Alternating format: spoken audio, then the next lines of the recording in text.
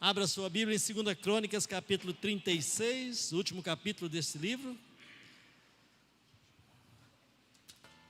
Terminamos essa semana de ler 2 Crônicas, entramos em Esdras. Vamos para o nosso último devocional de 2 Crônicas. Quando Deus diz, basta. Meu amado irmão, meu amado amigo, tem uma hora que Deus diz, chega, ponto final, basta. 2 Crônicas 36, versículos 11. Tinha Zedequias a idade de 21 anos quando começou a reinar e reinou 11 anos em Jerusalém. Fez o que era mal perante o Senhor seu Deus e não se humilhou perante o profeta Jeremias, que falava da parte do Senhor. Rebelou-se também contra o rei Nabucodonosor, que o tinha juramentado por Deus, mas endureceu a sua cerviz e tanto se obstinou no seu coração que não voltou ao Senhor Deus de Israel. Também todos os chefes dos sacerdotes e o povo aumentavam mais e mais as transgressões, segundo todas as abominações dos gentios, e contaminaram a casa que o Senhor tinha santificado em Jerusalém. O Senhor Deus de seus pais, começando de madrugada, falou-lhes por intermédio dos seus mensageiros, porque se compadecera do seu povo e da sua própria morada. Eles, porém, zombavam das mensagens, dos mensageiros, desprezavam as palavras de Deus e mofavam dos seus profetas, até que subiu a ira do Senhor contra o seu povo, e não houve remédio algum. Infelizmente, muitas pessoas gostam de testar a bondade e a misericórdia de Deus. Tem muitas pessoas que ouvem a palavra de Deus. Muitos conhecem os princípios da palavra de Deus, mas ainda insistem em continuar andando em seus próprios caminhos e vivendo em seus pecados. A Bíblia fala em arrependimento, fala em confissão, fala em abandono de pecados, mas muitos parecem querer testar até onde Deus será misericordioso. Eu vou continuar fazendo isso, eu vou adiar a decisão que eu tenho que tomar. Até quando será que Deus será misericordioso? Há muitos anos atrás eu tinha um amigo, e ele estava tentando descobrir quantos quilômetros ele poderia passar em uma barreira eletrônica acima dos 60 quilômetros. Ele tentou 62 quilômetros e deu certo. Ele tentou 65 e deu certo. Porém, um dia, imagine o que aconteceu. Ele levou uma multa. Tinha um limite. Meu amado irmão, existe um limite também com o Senhor. Não fique brincando, não fique testando a barreira de Deus, pois pode ser que um dia Deus dirá para você, basta. Isso aconteceu com Zedequias, conforme o texto dessa noite nos ensina. Primeiro, o texto fala da rebeldia de Zedequias. Se você quer saber de alguém que é rebelde na Bíblia, pode falar de Zedequias. Primeiro, ele foi rebelde contra Deus, versículo 12. Segundo, ele foi rebelde contra o mensageiro de Deus, também no versículo 12. E terceiro, ele foi rebelde contra líderes humanos, pois rebelou-se contra o rei Nabucodonosor. Meu amado irmão, quando você perceber um pequeno sinal de rebeldia no seu coração, é melhor você repensar suas atitudes, porque senão todo o seu coração será contaminado. Talvez você esteja tranquilo pensando que pode controlar o seu pecado. Talvez você ache que o seu pecado está sob controle, mas não se engane. Tiago 1, 14 e 15 diz que cada um é tentado pela sua própria cobiça quando esta o atrai e seduz. Então a cobiça, depois de haver concebido, dá a luz ao pecado. E o pecado, uma vez consumado, gera a morte. Pecado é pior que câncer terminal. Às vezes começa com um pequeno problema e aquilo vai crescendo, vai tomando corpo, vai tomando conta, e antes que você perceba, já não há mais cura. Rebeldia. Rebeldia é quando você sabe o que precisa fazer, mas não faz. Segundo lugar, a influência de Zedequias. No versículo 14, a Bíblia fala que também todos os chefes dos sacerdotes e o povo aumentaram mais e mais as transgressões. Por menor e mais insignificante que você pense que seja, você pode estar sendo uma influência na vida de alguém. Zedequias, por ser rei, exercia uma forte influência sobre o seu povo, e a sua rebeldia e o seu pecado acabaram passando para todo o povo. Você que é pai, você que é mãe, avô, avó, irmão mais velho, chefe no seu trabalho, você que é um cristão, você tem poder de influência sobre alguém. Sem que você perceba, alguém está atento às suas atitudes e estará procurando andar nos seus caminhos. Estará procurando seguir os seus próprios passos. O pecado de Zedequias foi se alastrando tanto entre o povo, que no final do versículo 14 revela uma triste verdade. E contaminaram a casa que o Senhor tinha santificado em Jerusalém. Talvez, meu amado, o seu pecado comece no trabalho. Seu pecado passe depois pela sua casa. Seu pecado contamina a sua família e será questão de tempo até tomar conta da sua vida, chegar na sua igreja e ser uma destruição total. Quantos líderes você conhece que se entregaram ao pecado e o resultado foi a destruição da sua vida e da sua reputação? Conhece um líder assim? Conhece um pastor, um padre, um gerente de banco, um advogado, um médico, um presidente da república? Conhece alguém assim? A pessoa sábia fará o que diz o Salmo 1, versículos 1 e 2.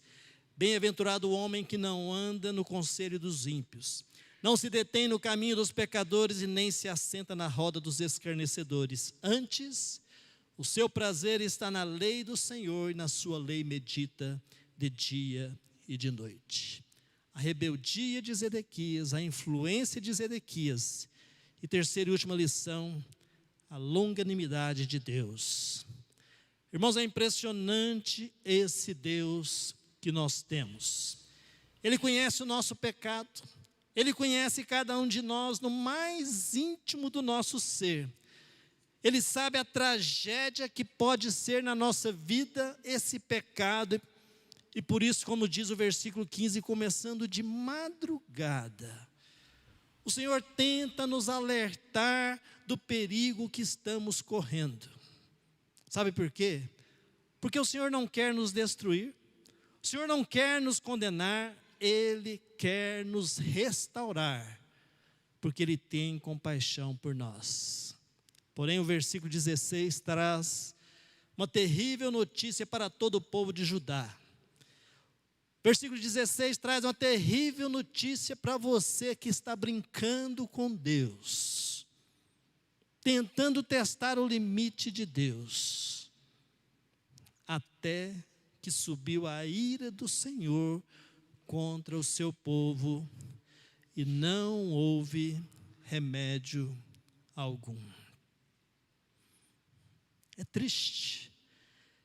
É triste quando você percebe que já não há mais solução. O Senhor virou as costas para você por causa do seu pecado.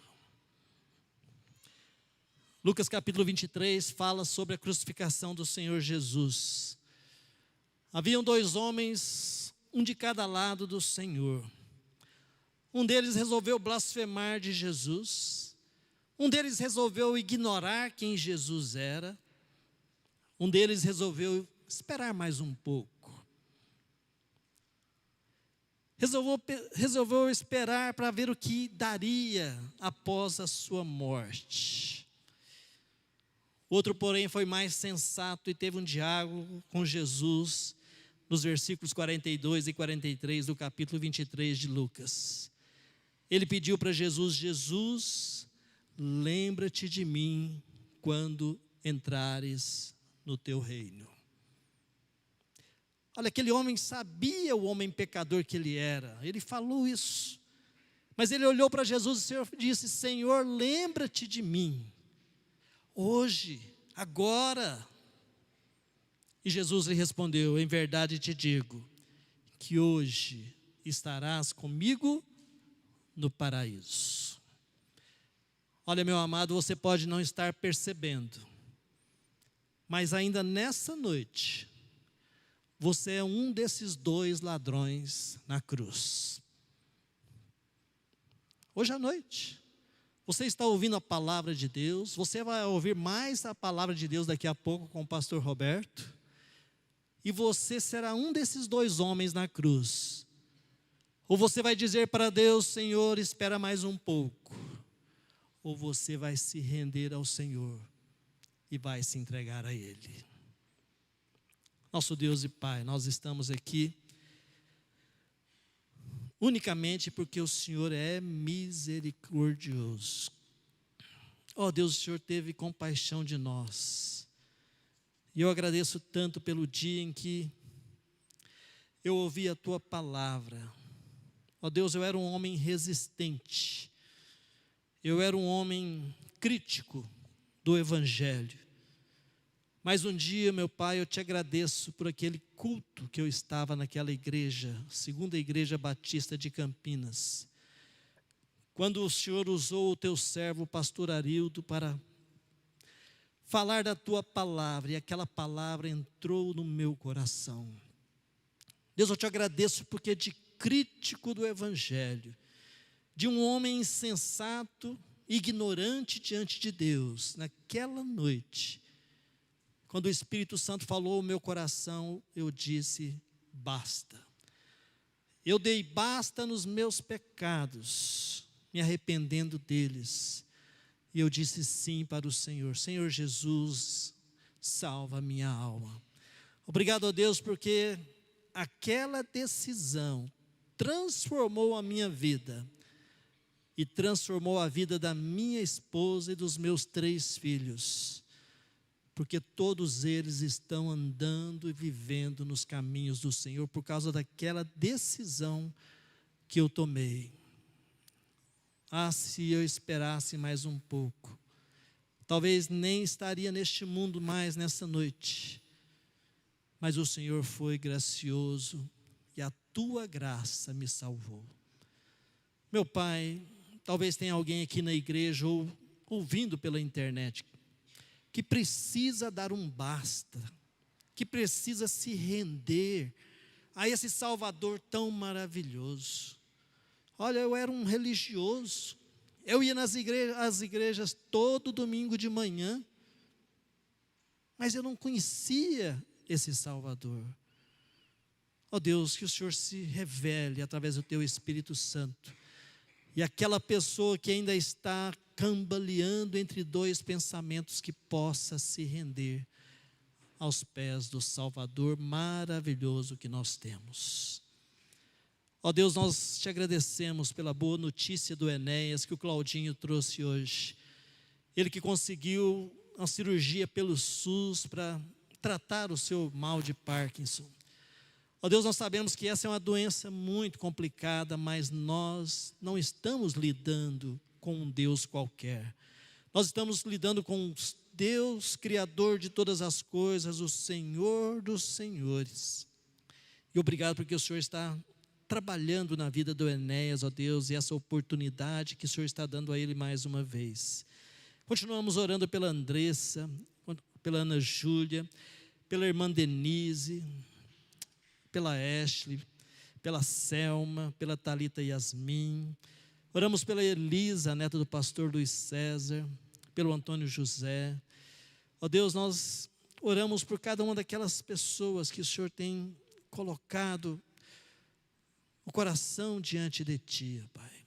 Pessoas que estão lutando com a sua saúde e também pessoas que estão lutando com os seus pecados. Ó meu Pai, faça grande obra nessas vidas e trabalhe no coração de cada um de nós, ó Pai, que a começar em mim, possamos cada dia mais nos parecer com Jesus, o nosso maravilhoso Salvador. É o que eu te peço em nome de Jesus. Amém e amém.